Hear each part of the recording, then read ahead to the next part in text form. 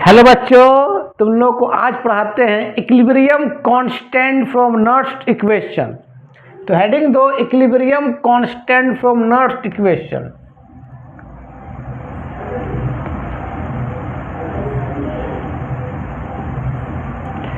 Equilibrium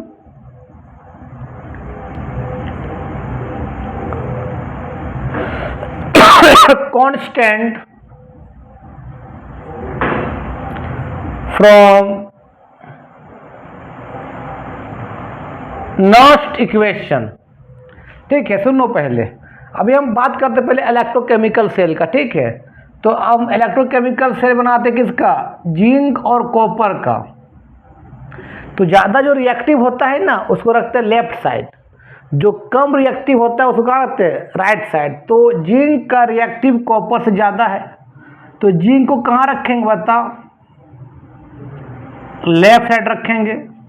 copper को कहाँ रखेंगे बताओ? बोलो कहाँ रखेंगे? Right side. लेफ्ट साइड में हमेशा क्या होता है? ऑक्सीडेशन होगा। जो एनोड होगा, एनोड कैसा होगा? नेगेटिव होगा। राइट साइड में क्या होगा मालूम? क्या होगा मालूम? रिडक्शन होगा। और ये आपका कैथोड होगा। इलेक्ट्रोकेमिकल सेल में कैथोड क्या होता है? नेगेटिव होता, सॉरी पॉजिटिव होता है। इलेक्ट्रोकेमिकल सेल का मतलब क्या होता है कि पहले केमिकल रिएक्शंस होगा, उसके बाद करंट प्रोड्यूस होगा। और जो मेटल को लेंगे उस मेटल को उसी के सॉल्ट सोल्यूशन में डालेंगे। जिंक है तो जिंक को कहाँ डालेंगे? जिंक सल्फेट सोल्यूशन में। कॉपर कहाँ डालेंगे? कॉपर सल्फेट सोल्यूशन में। ठीक है, अब देखो, मान लेते हैं यहाँ पर एक कंटेनर लिए। ध्यान देना, ये कंटेनर किसका है? जिंक सल्फेट सोल्यूशन का है। मतलब जिंक सल्फेट सोल ले लेंगे, पानी में डिजोल्व कर देंगे। तो ये तरह क्या है? जिंक सल्फेट सोल्यूशन है। ये टूट किस में जाएगा बताओ? Zn+2 और क्या बताओ? SO4-2 में। ये जिंक सल्फेट सोल्यूशन है। यहाँ पर क्या कर दो? जिंक का इलेक्ट्रोड को डिप्ट कर दो, मतलब जिंक मेटल को यहाँ डिप्ट कर दो। डिप्ट कर दिया। ये आपका क्या है? एनोड है। एनोड कैसा है? नेगेटिव है। इधर क्या है बताओ? हमने क्या लेंगे? कॉपर सल्फेट ले लेंगे। मतलब कॉपर सल्फेट होता है ब्लू कलर का, उसमें को डाल देंगे बीकर में और पानी डाल के घोल देंगे। ठीक है, तो कॉपर सल्फेट सोल्यूशन बन जाएगा। तो यहाँ पर डाल दिए, ये कॉपर सल्फेट है। क्या बन जाएगा बता? क्या टूट जाएगा? Cu+2 और SO4-2 टूट जाएगा। अब यहाँ क्या करो? कॉपर का इलेक्ट्रोड को यहाँ डिप्ट कर दो। इलेक्ट्रोड बोलो, मेटल बोलो, रॉड बोलो, तेरा मर्जी। इस तरह क्या बताओ? कैथोड है। कैथोड कैसा होता? पॉजिटिव होगा। अब दोनों तारों क्या कर दो? यहाँ से जोड़ दो।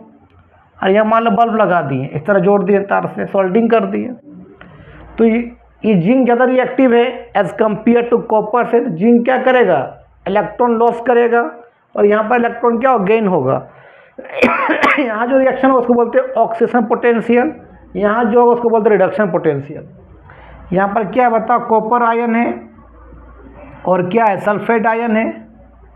यहाँ भी इस तरह क्या बताओ? Zn+2 आयन और सल्फेट आयन, दोनों क्या इक्विमोलर में है, मतलब दोनों का मोल सेम है। अब देखो यहाँ पर क्या रिएक्शन होगा। देखो पहले क्या करेंगे, यही लिख देते हैं। देखो ना, 8 एनोड। एनोड में कैसा बताओ? नेगेटिव है। जिंक सॉलिड को कहाँ डाल दिए? मतलब जिंक मेटल कहाँ डाल दिए? जिंक सल्फेट सोल्यूशन में। जैसे जाएगा जिंक सल्फेट सोल्यूशन में ये जिंक, तो अपना इलेक्ट्रॉन को लॉस करेगा। मतलब जिंक इलेक्ट्रोड जिंक आयन में कन्वर्ट होगा। तो धीरे धीरे यहाँ पर क्या होगा? जिंक आयन का कंसंट्रेशन बढ़ जाएगा। ऑलरेडी जिंक आयन है, सोल्ट का है, और ये रॉड पिघल के जिंक आयन दे रहा है। तो धीरे धीरे जिंक आयन का कंसंट्रेशन क्या हो जाएगा? बढ़ जाएगा। और यह क्या बचेगा? रॉड के अंदर क्या बचेगा? इलेक्ट्रॉन। तो इलेक्ट्रॉन को हम लोग सर्किट से जोड़ दिए, तो ये इलेक्ट्रॉन यहाँ से उठेगा और कहाँ आएगा? ये इलेक्ट्रॉन, 2 इलेक्ट्रॉन उठेगा यहाँ से। देखो ना, जिंक क्या हो गया? Zn+2 एक्वस में कन्वर्ट हो गया और 2 इलेक्ट्रॉन लॉस किया। तो इसको क्या बोलते हैं बताओ? Oxidation potential. या सिंपली लिखो ना, ऑक्सीडेशन लिखते हैं सिंपली। ये 2 इलेक्ट्रॉन यहाँ पर आएगा, यहाँ पर क्या है कॉपर आयन से, क्योंकि लेस रिएक्टिव मेटल जो होते हैं ना अपने on salt solution electron loss नहीं करते हैं, वो इलेक्ट्रॉन क्या करते हैं गेन करते हैं।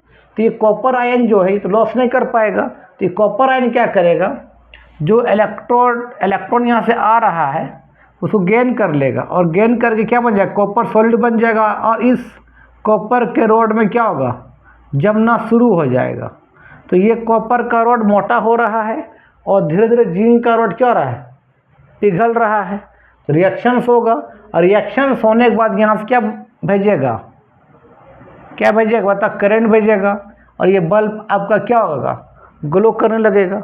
लेकिन कुछ समय बाद क्या होगा देखना, बल्ब बुझ जाएगा, जलना बंद हो जाए। ऐसा क्यों मालूम है कि धीरे धीरे तो यहाँ क्या हो रहा था, धीरे धीरे यहाँ जिंक आयन का कंसंट्रेशन बढ़ रहा था और सल्फेट आयन घट रहा था, क्योंकि ये रोड भी जिंक आयन में कन्वर्ट हो रहा था।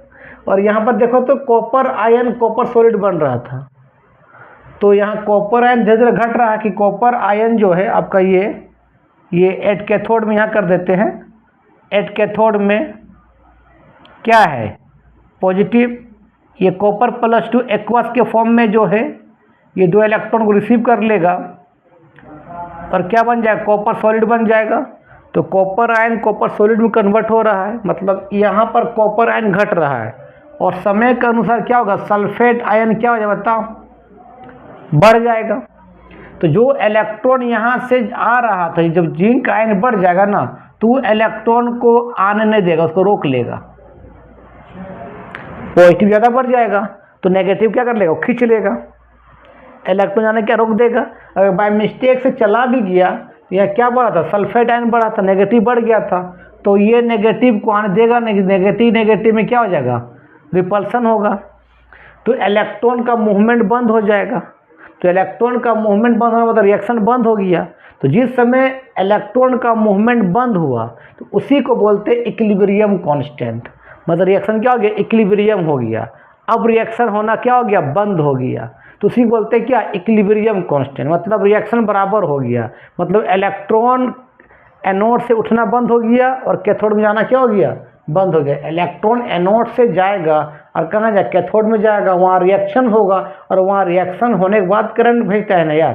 तो इलेक्ट्रॉन का मूवमेंट बंद हो गया, जो इलेक्ट्रॉन का मूवमेंट बंद हो गया तो रिएक्शन क्या हो जाए स्टॉप हो जाएगा, रिएक्शन क्या हो जाएगा स्टॉप हो जाएगा। उसी बोलते इक्विलिब्रियम कांस्टेंट, ठीक है, उसी को बोलते इक्विलिब्रियम बोलो या इक्विलिब्रियम कांस्टेंट बोलो बात बराबर है।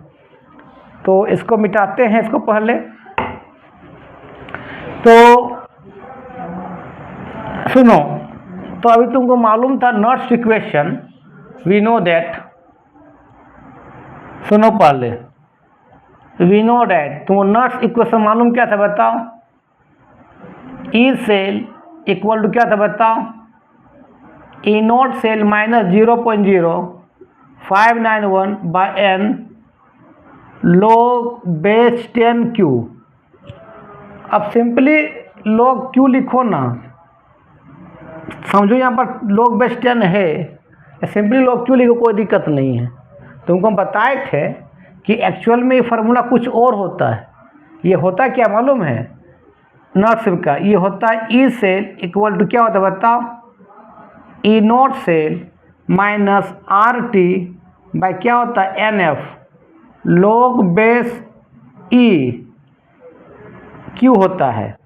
और log बेस ई को जब log बेस ई को log बेस ई यार इसी को लिखते हैं हम लोग ln ई, log बेस ई को भी लिखते हैं हम लोग ln ई, और log बेस ई को जब log बेस 10 में कन्वर्ट करते हैं तो वी मल्टीप्लाई बाय कितना 2.303, तो क्या हो जाएगा log बेस 10 में कन्वर्ट हो जाएगा।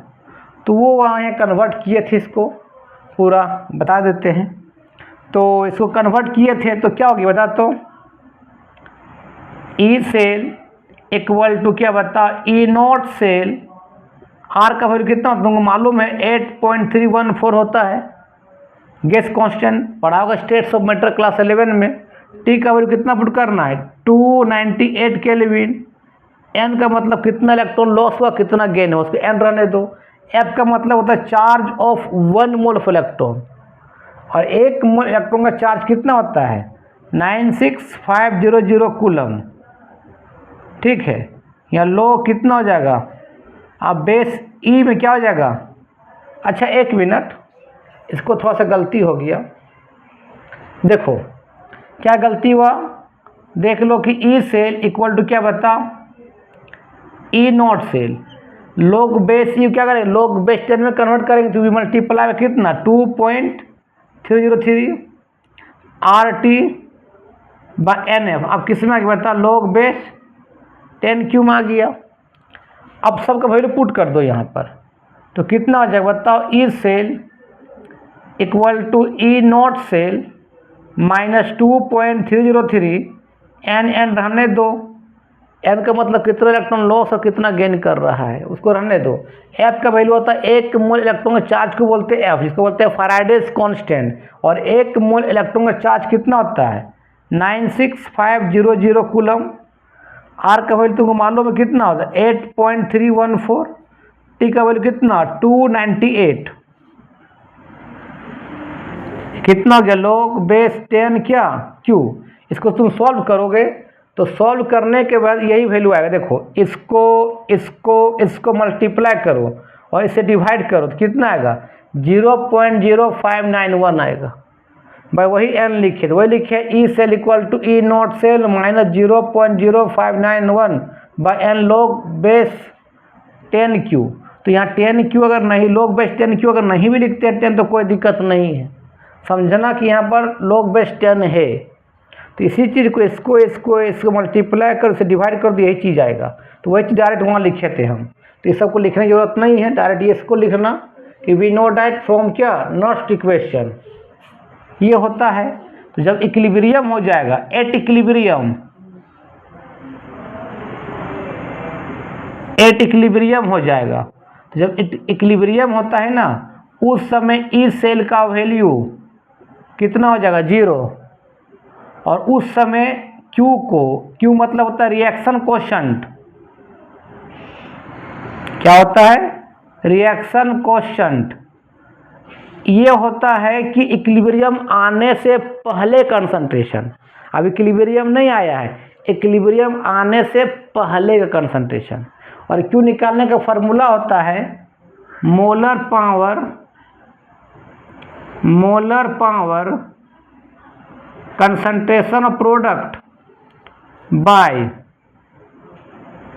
मोलर पावर कंसंट्रेशन ऑफ क्या रिएक्टेंट। जब इक्विलिब्रियम हो जाता है तो उस समय Q इक्वल टू लिखते हैं हम लोग KC, क्या लिखते हैं हम लोग, इक्विलिब्रियम हो जाएगा। और KC का भी फार्मूला यही होगा molar power concentration of product by molar power concentration of reactant, और इसी KC बोलते हैं इक्विलिब्रियम कांस्टेंट। इक्विलिब्रियम कांस्टेंट जब इक्विलिब्रियम हो गया, कब होगा जब इलेक्ट्रॉन का मूवमेंट बंद हो जाए, मतलब इलेक्ट्रॉन का मूवमेंट क्या हो जाए बंद हो जाए, मूवमेंट स्टॉप हो जाए। तो जब इलेक्ट्रॉन का मूवमेंट बंद हो जाएगा तो रिएक्शंस नहीं होगा, मतलब इक्विलिब्रियम आ गया। मतलब उस समय क्या हो गया बता ऑक्सीडेशंस, इक्विलिब्रियम क्या बता रिडक्शन, दोनों बराबर आ गया, इक्विलिब्रियम हो गया। तो उस समय क्यों क्या लिखते हैं हम लोग KC लिखते हैं, KC क्या बोलते हैं इक्विलिब्रियम कांस्टेंट। और उस समय ई सेल का वैल्यू कितना होता है बताओ 0 होता है। अब यहाँ पुट कर दो और क्या यहाँ से लिखो, तो क्या होगा बोलो, तो जब 0 ये हो जाएगा एट इक्विलिब्रियम में 0 हो गया, तो अब बच्चा क्या बता यहाँ पर E naught cell minus 0.0591 by N log Q लिख। अब लॉग क्यू नहीं लिखे, अब क्या लिखेंगे लॉग KC लिखेंगे। यहाँ बेस 10 है उसको लिखना कोई ज़रूरी नहीं है, यहाँ लॉग बेस 10 KC है तो यहाँ बेस 10 मत लिखो, समझो है। अब इसको इधर ले जाओ, इसको तो क्या होगा minus E naught cell minus 0.0591 by n क्या बता लॉग KC मतलब इक्विलिब्रियम कांस्टेंट। ये माइनस माइनस यहाँ से कट जाएगा, आप क्रॉस मल्टीप्लिकेशन कर दो, क्या होगा n E naught cell equal to कितना 0.0591 बाय कितना log Kc लिखो, ऊपर मिटाते हैं। अब जब therefore 0.0591 log Kc equal to कितना बताओ एन ई नॉट सेल। अगर log Kc निकालेंगे तब क्या बता, तो log Kc कितना हो जाएगा n E naught cell by कितना 0.0591। ठीक है, जब Kc निकाल कितना होगा 1/log होगा,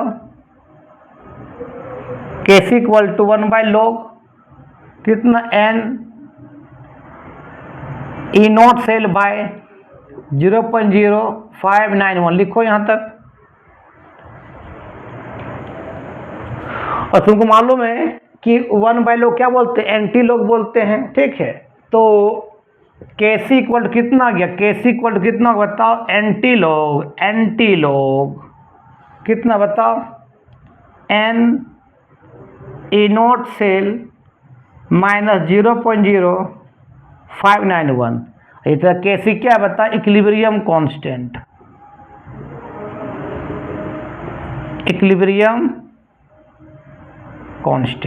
ये आपका क्या निकल गया, फार्मूला निकल गया। इसका एक न्यूमेरिकल बताते हैं, इसको लिखो पहले। तो इक्विलिब्रियम कांस्टेंट कब होता है, जब ई सेल का वैल्यू 0 हो जाएगा और उसमें इलेक्ट्रॉन का मूवमेंट बंद हो जाएगा, उस समय ई सेल का वैल्यू 0 लिखते हैं। क्यू इक्वल टू क्या लिखते हैं Kc, और Kc तरह क्या इक्विलिब्रियम कांस्टेंट है। चलो समझ में आ गया तुम लोग को। अब एक न्यूमेरिकल बताते हैं। वीडियो अच्छा लगता होगा थोड़ा सा इधर उधर फॉरवर्ड करो और क्या। तो एक क्वेश्चन बताते तुम लोग को एनसीईआरटी का, एक एग्जाम्पल क्वेश्चन है, calculate the equilibrium constant.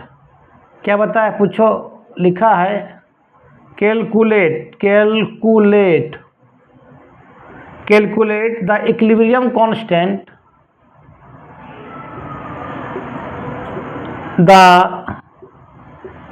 Equilibrium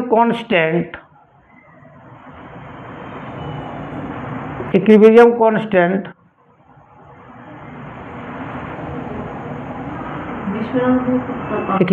of the reaction. Question equation दिया copper solid plus 2Ag plus किस फॉर्म में, एक्वस फॉर्म में, और इधर क्या दिया बताओ Cu प्लस 2 किस फॉर्म में, एक्वस फॉर्म में, प्लस 2Ag सॉलिड। और यहाँ लिखा हुआ ई नॉट सेल का वैल्यू कितना दे दिया बता 0.46 वोल्ट ये दे दिया हुआ है। तो अभी तुमको मालूम फार्मूला क्या होता है बताओ, इक्विलिब्रियम कांस्टेंट का फार्मूला क्या होता है बताओ Kc इक्वल टू क्या जल्दी बताओ anti log n E naught cell बाकी कितना 0.0591। पॉइंट के बाद 2 अंक भी लिख सकते हो, पॉइंट के बाद 0.05 भी लिख सकते हो। अच्छा एन का मतलब होता है कितना लॉस और कितना गेन हुआ। देखो तो कॉपर सॉलिड के फॉर्म में है तो इसका ऑक्सीडेशन स्टेट कितना 0 होगा। कोई भी मेटल जब सॉलिड के फॉर्म में होता है उसका ऑक्सीडेशन स्टेट 0 होता है, 0 है। देखो ना 0 से कहाँ जा रहा है, +2 में जा रहा है, मतलब इलेक्ट्रॉन कितना लॉस कर रहा है 2 गो। जितना लॉस करेगा उतना ही क्या करेगा Ag गेन कर लेगा। देख लो यहाँ पर कि Cu सॉलिड के फॉर्म में भी 0 है, कहाँ जा रहा है Cu + 2 किस फॉर्म में, एक्वस फॉर्म में, 2 इलेक्ट्रॉन क्या करेगा लॉस करेगा। यहाँ क्या था बता Ag+ था, तो Ag+ से कितना इलेक्ट्रॉन लेगा, एक ही लेगा, एक ही प्लस है, लेकिन कितना लॉस कर रहा है 2। जितना लॉस करेगा उतना गेन भी करना पड़ेगा। इसी से 2 से क्या कर दिए हम लोग मल्टीप्लाई कर दिए। अब क्या ले ले बताइए 2 इलेक्ट्रॉन ले लेगा और आपका क्या होगा बता 2Ag सॉलिड में कन्वर्ट हो जाएगा। यहाँ पर तेरा क्या हो रहा है बता लॉस का मतलब क्या बोलो ऑक्सीडेशन, और गेन का मतलब क्या, रिडक्शंस। देखो यहाँ चार्ज प्लस है, लेकिन जब मेटल सॉलिड में जाता है ना उसका चार्ज कितना होगा, 0। तो जहाँ चार्ज घटेगा वहाँ रिडक्शन, और जहाँ चार्ज बढ़ेगा वहाँ ऑक्सीडेशन। इसको जोड़ दो, ओवरऑल रिएक्शन कर दो, तो 2 इलेक्ट्रॉन कट जाएगा, तो बचा क्या, देखो तो Cu सॉलिड प्लस क्या 2Ag किस फॉर्म में, बताओ, एक्वस फॉर्म में। इधर बताओ Cu प्लस 2 क्या, बताओ, एक्वस प्लस क्या 2Ag 0 सॉलिड के फॉर्म में। तो लॉस गेन कितना हुआ, 2 का हुआ, तो n का वैल्यू कितना हो जाएगा, 2 हो जाएगा। ई नोट सेल दिया हुआ है, पुट कर दो, और क्या पुट करते हैं, इसको मिटाते हैं, ये वाला मिटाते हैं। चलो तुम लिख लिया होगा या स्क्रीनशॉट ले लेना, और क्या। तो बताओ Kc इक्वल टू कितना हुआ, बताओ, बोलो रे। एंटी लॉग n का वैल्यू कितना, 2, लॉस गेन 2 का हुआ है। ई नोट सेल कितना दिया, बताओ, 0.46 बाय कितना, 0.0591, या पॉइंट पर 2 अंक लिख सकते हो, 0.05 भी लिख सकते हो, ठीक है। इसको सॉल्व करोगे ना तो Kc इक्वल टू आएगा, इसको कर लेना तुम लोग सॉल्व, एंटी लॉग आएगा 15.6 आएगा। अब 15.6 का एंटी लॉग देखेंगे। अच्छा यहाँ कुछ नहीं है तो यहाँ कुछ ना 0 दे सकते हैं, बिल्कुल दे सकते हैं। तो मान लें कितना है, 15.60 आया, ठीक है। अब एंटी लॉग इसको देखेंगे कैसे। एक्चुअली हम बताएं इलेक्ट्रोकेमिस्ट्री में कि log table anti log table देखते कैसे हैं, और एग्जाम में इस एंटी लॉग का वैल्यू दिया रहेगा, फिर भी देखते कैसे है बता देते अभी एंटी लॉग। और मैंने इलेक्ट्रोकेमिस्ट्री में तुम प्ले लिस्ट में जाएगा ना तो देखना वहाँ पर कहीं होगा log table anti log table, तो वहाँ सीख लेना तुम लोग एक बार कैसे देखा जाता है, ठीक है। चलो, क्योंकि हर जगह काम है, तुमको 11 में इक्विलिब्रियम केमिकल इक्विलिब्रियम में लॉग टेबल का काम मिलेगा, थर्मोडायनेमिक्स में काम है आपका, इलेक्ट्रोकेमिस्ट्री में काम मिलेगा आपका, केमिकल इक्विलिब्रियम में हो गया, केमिकल काइनेटिक्स में भी log table anti log table का यूज है, हर जगह है। तो बार सीख लो, देखने क्या दिक्कत है यार। तो सुनो, इसका कैसे देखेंगे, जो पॉइंट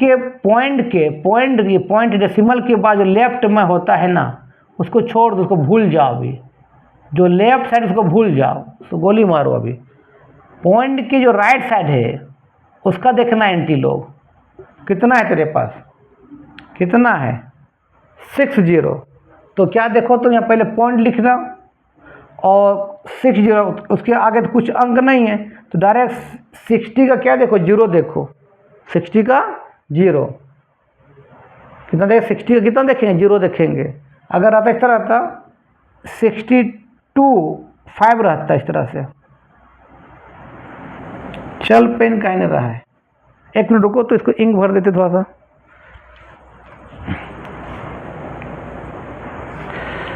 देखो अगर आता 62.5 रहता तो 62 किसका देखता, 5 देखते, वहाँ होगा एंटी लॉग में 0.62 का 0 में वैल्यू, 1 में वैल्यू, 2 में, 3 में, 4 में और 5 में होता।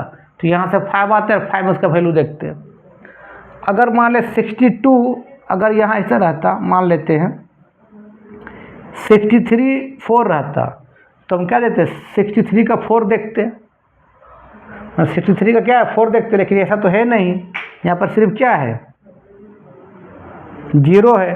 तो हम किसका देखेंगे, पॉइंट लिखेंगे और 60 का 0 देखेंगे कि 60 का 0 में क्या वैल्यू दिया हुआ है, उस वैल्यू को यहाँ लिख लो। तो एंटी लॉग टेबल निकाल लो जाके, और एंटी लॉग टेबल में देखो जाके 60 का 0 क्या है, 60 का 0 देखना, तो 60 का 0 है 3981, 3981 ये लिख लो।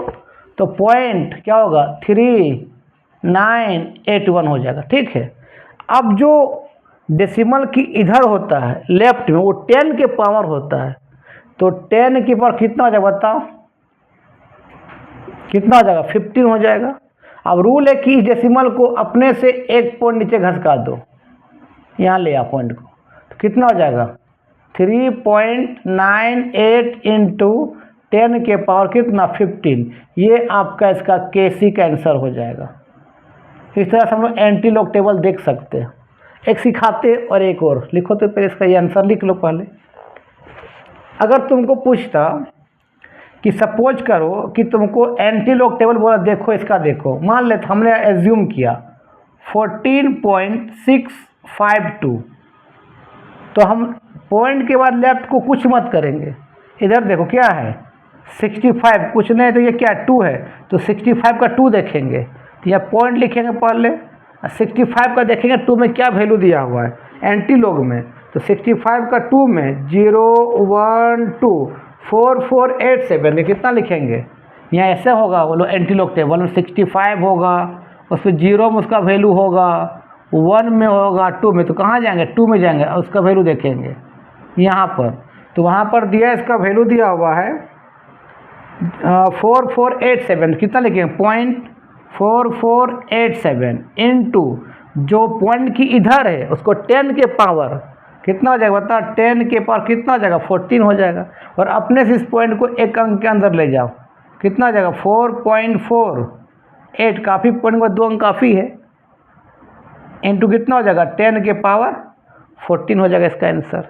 और एक देख सिखाते हैं, जैसे मान लो तुम रख दे ऐसे 2.42, इसका देखो एंटी लॉग, तो अभी हम इसको भूल जाएंगे, इसको देखेंगे 42 है, यहाँ कुछ नहीं है मतलब 0 है, तो 0.42 का देखेंगे 0 में जो वैल्यू है, कितना वैल्यू है देखो, तो 42 का 0 में उसका जो वैल्यू है 2630, तो 0.26 कितना लिखेंगे 30, अब इनटू इधर जो होगा उतना पावर, तो 10 के ऊपर कितना हो जाएगा 2 हो जाएगा, अब इस डेसिमल को अपने से अंदर घुसा दो, कितना हो जाएगा 2.63, पॉइंट का 2 अंक काफ़ी है ना, इनटू 10 के पावर 2 इसका आंसर हो जाएगा। तो इस तरह से हम लोग एंटी लॉग टेबल देखते हैं। अगर यहाँ रहता 1 तो 42 का 1 देखते हैं, अगर रहता 2 तो 42 का 2 देखते हैं, अगर रहता 3 तो 43 का 3 देखते हैं, कुछ नहीं है मतलब क्या है 0 है, तो 42 का 0 देखेंगे। समझ में आ गया? तो आज का वीडियो हम यहीं समाप्त करते हैं। तुम लोग इसको थोड़ा प्रैक्टिस करना और वीडियो अच्छा लगेगा तो आगे फॉरवर्ड करो, ठीक है? तब तक के लिए बाय बाय।